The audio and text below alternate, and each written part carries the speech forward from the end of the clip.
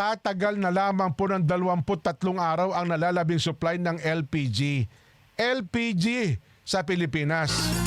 Ayon po sa DOE, ang estimated remaining domestic supply para po sa ibang uri ng produktong petrolyo gaya po ng sumusunod. LPG, 23 days na lang. Jet fuel, 38 days. Diesel, 45 days. Gasolina, 53 days. Fuel oil, 61 days.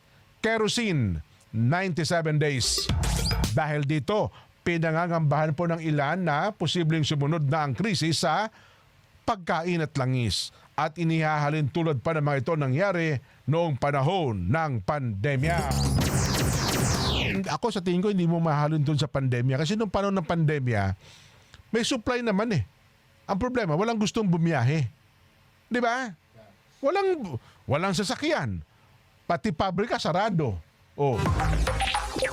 Wala hong supply noon kasi hindi nagbibiyahe yung mga tanker, yung mga truck. Eh ngayon pwede.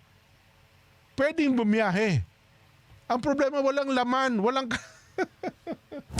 Iba po ang sitwasyon ngayon. Oho, iba. Kumpara mo sa pandemya. At noon, wala rin lumalabas ng bahay. Di ba? Wala halos na sumasakay ng tricycle, ng jeep. Hindi ho sarado, lockdown eh. Di ba? Ay, nako.